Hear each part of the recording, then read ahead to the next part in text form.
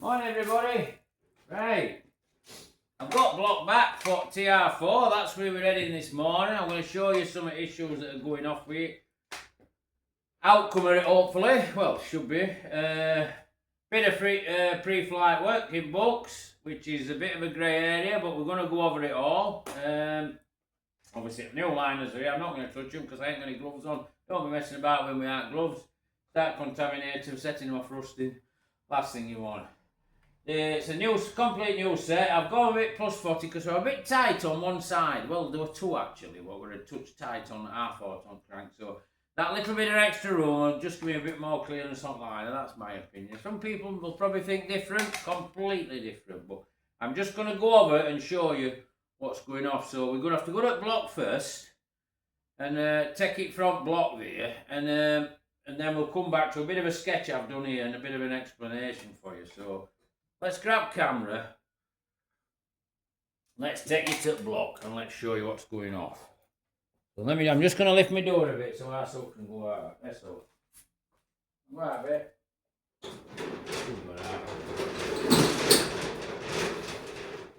Sorry about that. She does her own place, I think. Right, let's take it over on tripod anyway, right. Here we've got block. We've got it, well, I don't know if I can get in there, probably can. So I'll grab camera. Right, we've got block here, and we're looking down block here. Let's put a light on, let's get some light. Right, so what you've got here, these were absolutely like caked up with some form of sealer. Now, they're not actually 100% cleaned out. They're not cleaned into Harris properly here, right? They're nowhere near. Now this one's still caked up with stuff, absolutely clogged to death in her edge. And obviously, this is your first port of call before you do anything. So this is what, like, if you can see there, you can see where stuff's been touching. You can see where it's never sealed. I don't know how well you can see that, but it's all over. I mean, I've cleaned this one off. So this one they were shocking. Well, this one was really bad. It more or less looked like a casting than a surface. I mean, it's been in steamer, so the block is 100% clean. I mean, don't worry about this bit of green. That's just typical of cast of what they look like, because they've already been a water jacket for all that. But you can see lights are here, all wrong. So I've done a drawing over here. I'm going to show you now. That's going to explain it all. And obviously, a liner's come and sit in here. No doubt people are mechanically minded, because this is not the last thing this job is a walk in the park, I can assure you. So let's come back over here. I've got snivels a bit actually. If I've got a bit of cold coming on. Well, let's fetch it over here to my drawing. Let's set my tripod up. And I've done a drawing here so I can explain it to you. So what we've got,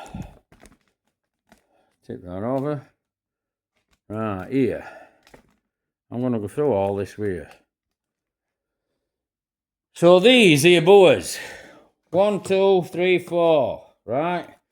And here we've been high on 2 and high on 4. And that's why we've in theory had this effect. That's why when I showed you on previous video that you've got a gap here and no gap here, that's exactly what's been happening. Because in bottom of that block, there's no shims whatsoever. These are the shims, right, that go on, they'll like go over here.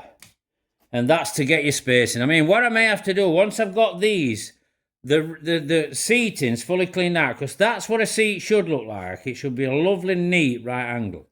And what we've got is that. And what we've had, this is, imagine, they've applied a sealer. This is, imagine, what, in theory, what they've, like, done. So that's why they've got things tipping. Well, actually, they've done it other way. They've got it reversed to that. And they've put a sealer. But they've just not sealed. It's just been so erratic. You know, it's like I'm showing here. They've got more sealer that side. I hear. So they've tipped them, like I'm showing.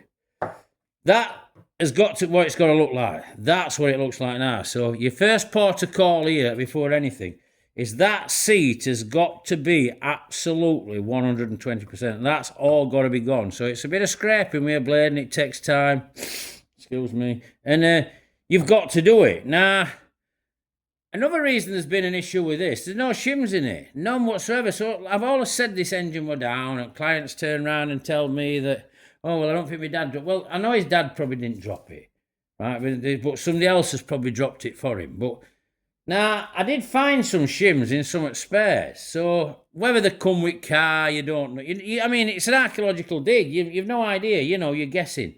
But these shims, because of this, in the bottom of the block now, because it's not 100% clean. I mean, the steamer will only do what it'll do. It'll remove all your oil and that. It won't. Some of these are like, they're probably like, well, they've set. They're proper. There might be a proper like hard setting sealer. I mean, I don't know if that's appropriate, because another thing as well, I mean, well, let's go back to these before I go on to that one, is these do not fit in the block.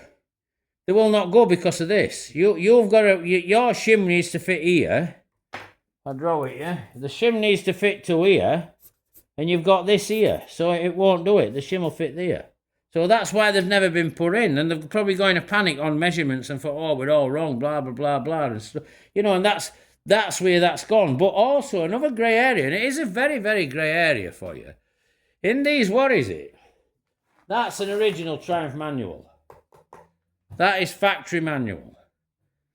Now this, I've been on me what I call my pre-flight checks and stuff like that, and this is very grey area, very little information here.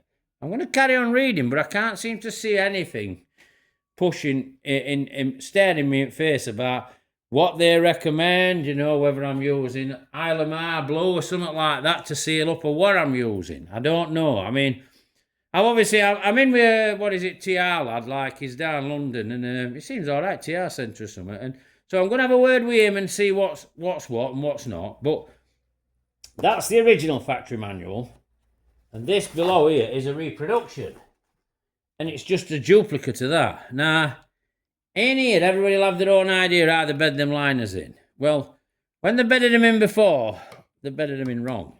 They hadn't took the care and attention. And what I'm saying to you here is I know I go on about this pre-flight checks and stuff like that, but putting these liners in is not a walk in the park, mate.